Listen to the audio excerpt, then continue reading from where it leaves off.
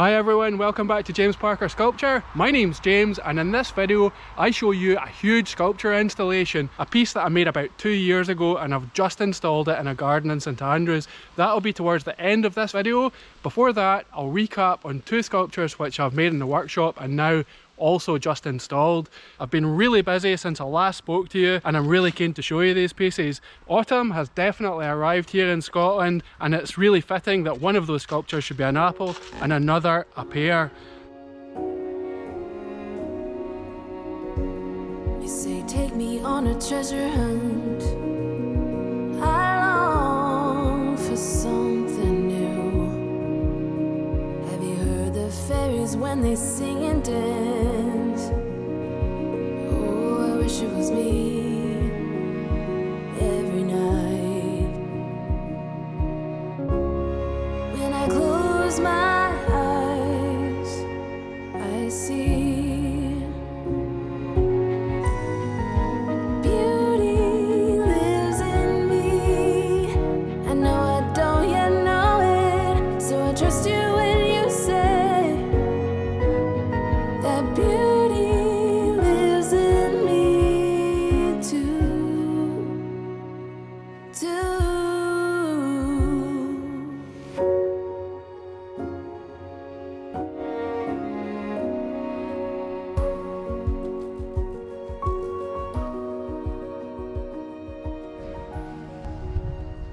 So here we are now at the end of a process which began here in this garden a few months ago when I had a conversation with my clients who wanted to commission something to celebrate their 40th anniversary, and it feels like a great privilege that they went ahead and chose my work to have here in their garden. This garden does look absolutely fantastic in the summer, and the colours of the plants will really tie in with the colours of the slate. Even here on an autumn day, the brown of the stock, the red of the New York slate, and the heather of the Welsh slate still tie in with the colours here in this garden. Now this is a small sculpture which obviously works really well here. Just a short distance along the road I've made a huge sculpture which I've just installed, and I'm going to take you with me to see how that turned out. Now in the time it'll take me to walk just along the street and show you that piece, here's another piece which you guys saw me create in the workshop. This is a short reminder. Wait till the end and you'll find out exactly how that turned out when it was installed. Always on my mind and way out of my league. You were born to be on display, and I'm hard to read.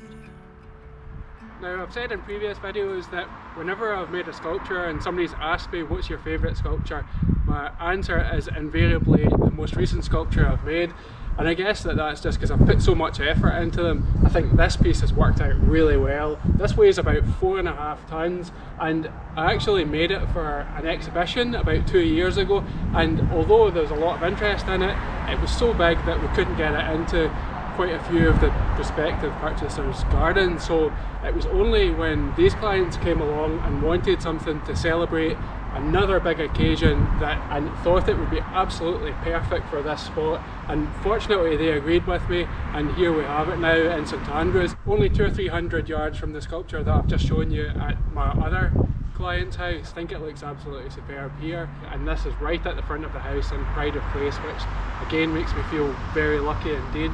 Absolutely, I love working in St Andrews, and when you have a large body of work in one place, somehow that sort of reinforces what you've done before.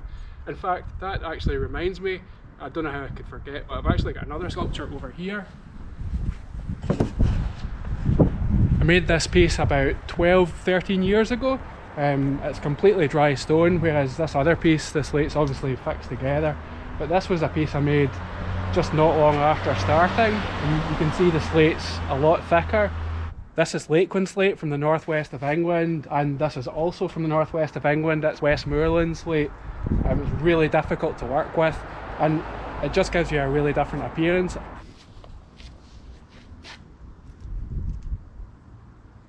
If you couldn't see it already, this is a thistle. So the national emblem, the national flower of Scotland, is actually a thistle.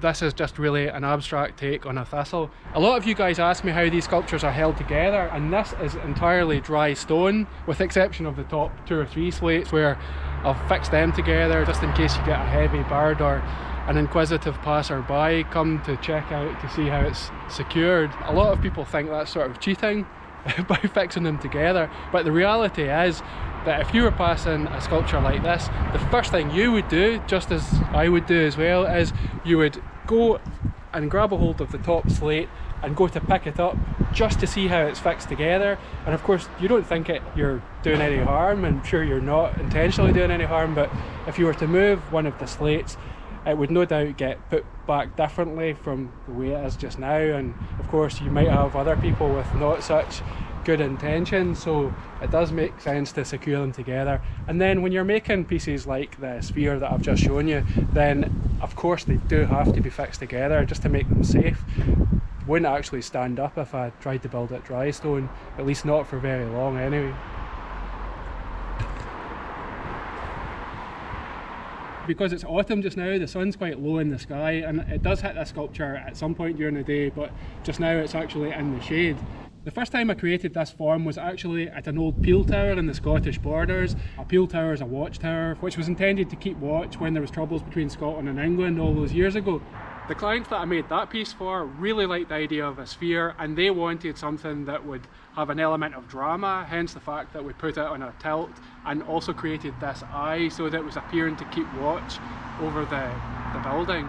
I've since created this with different slates, and I think this works really well. For this piece I've used Spanish slate, which is the black slate you can see here, green slate, which is from Vermont in the US, and this is heather slate, which is from Wales, some of the finest slate in the world. Another factor that was really important with this sphere was making it look as though it was just touching the ground. That's really important and makes a huge difference as to whether the piece is either going to be a success or a failure. If it doesn't look as though it's just touching the ground, then it doesn't have the same amount of drama. You can actually make a piece like this, which is really very heavy, look quite light because it is just touching the ground. I really do hope you've enjoyed this video. If you have, please do me a huge favour, give it a massive thumbs up and let me know what you think in the comments. Wherever you are in the world, take care, and I look forward to seeing you again soon.